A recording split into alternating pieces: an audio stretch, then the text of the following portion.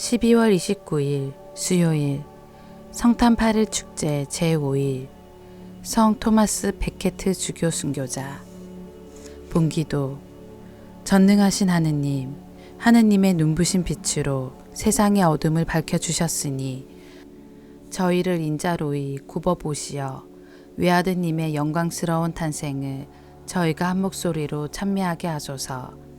성자께서는 성부와 말씀의 초대 요한 사도는 누구든지 하느님의 말씀을 지키면 그 사람 안에서는 참으로 하느님의 사랑이 완성된다고 한다. 정결례 날 시메온은 성전에서 아기 예수님을 받아 안고 하느님을 찬미하며 아기가 반대를 받는 표징이 되리라고 한다. 제1독서 자기 형제를 사랑하는 사람은 빛 속에 머무릅니다. 요한 1서의 말씀입니다.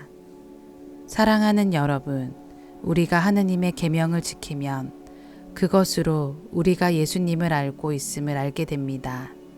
나는 그분을 안다 하면서 그분의 계명을 지키지 않은 자는 거짓말쟁이고 그에게는 진리가 없습니다. 그러나 누구든지 그분의 말씀을 지키면 그 사람 안에서는 참으로 하느님 사랑이 완성됩니다. 그것으로 우리가 그분 안에 있음을 알게 됩니다.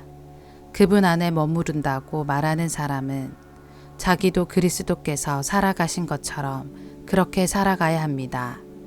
사랑하는 여러분, 내가 여러분에게 써보내는 것은 새 계명이 아니라 여러분이 처음부터 지녀온 옛 계명입니다. 이 옛 계명은 여러분이 들은 그 말씀입니다. 그러면서도 내가 여러분에게 써보내는 것은 새 계명입니다. 그것은 그리스도께도 또 여러분에게도 참된 사실입니다. 어둠이 지나가고 이미 참빛이 비치고 있기 때문입니다. 빛 속에 있다고 말하면서 자기 형제를 미워하는 사람은 아직도 어둠 속에 있는 자입니다. 자기 형제를 사랑하는 사람은 빛 속에 머무르고 그에게는 걸림돌이 없습니다. 그러나 자기 형제를 미워하는 자는 어둠 속에 있습니다. 그는 어둠 속에서 살아가면서 자기가 어디로 가는지 모릅니다.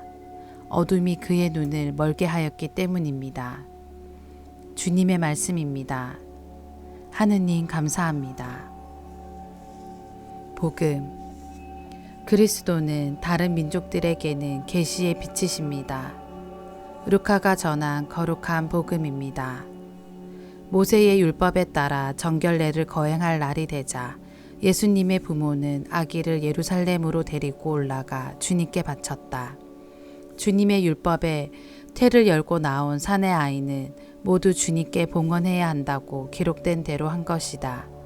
그들은 또한 주님의 율법에서 산 비둘기 한 쌍이나 어린 집비둘기 2마리를 바치라고 명령한 대로 제물을 바쳤다.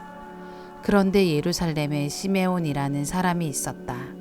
이 사람은 의롭고 독실하며 이스라엘이 위로받을 때를 기다리는 이였는데 성령께서 그 위에 머물러 계셨다. 성령께서는 그에게 주님의 그리스도를 뵙기 전에는 죽지 않으리라고 알려주셨다.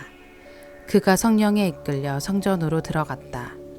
그리고 아기에 관한 율법의 관례를 준수하려고 부모가 아기 예수님을 데리고 들어오자 그는 아기를 2팔에 받아 안고 이렇게 하느님을 찬미하였다. 주님, 이제야 말씀하신 대로 당신 종을 평화로이 떠나게 해 주셨습니다. 제 눈이 당신의 구원을 본 것입니다.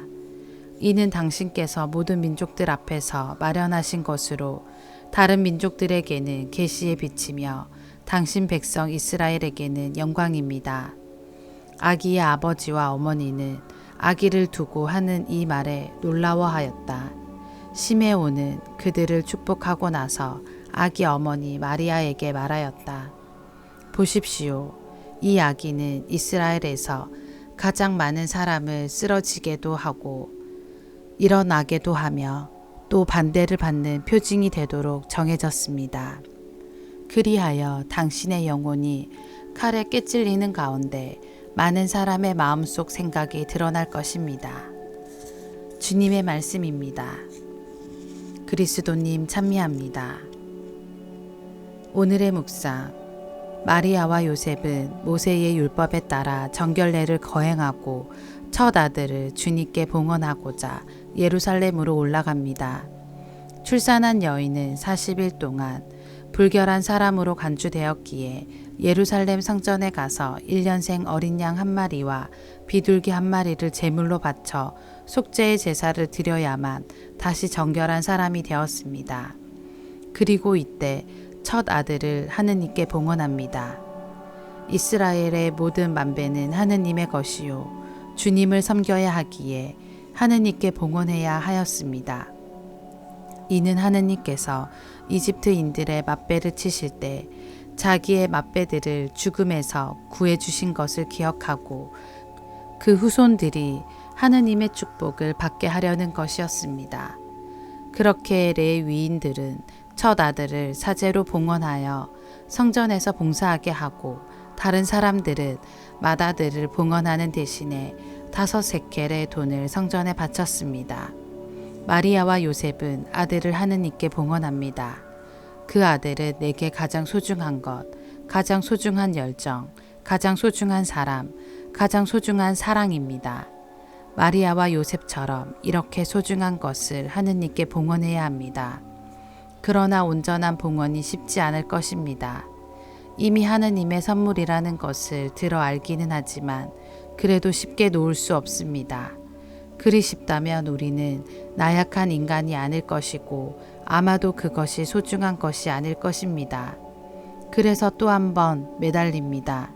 제가 하나밖에 없는 아들마저 바치고서 홀로 어찌하란 말씀입니까? 이것마저 없으면 저는 어떻게 살란 말입니까? 엎드려 통곡합니다. 다른 모든 것을 내드릴 터이니 제 아들만 제게 남겨주십시오. 그렇게 오랜 시간 동안 하느님과 씨름한 뒤에야 비로소 애착에서 벗어나 평화 속에 하느님과 함께 걸을 수 있습니다. 나의 가장 소중한 것은 무엇인가요? 아멘.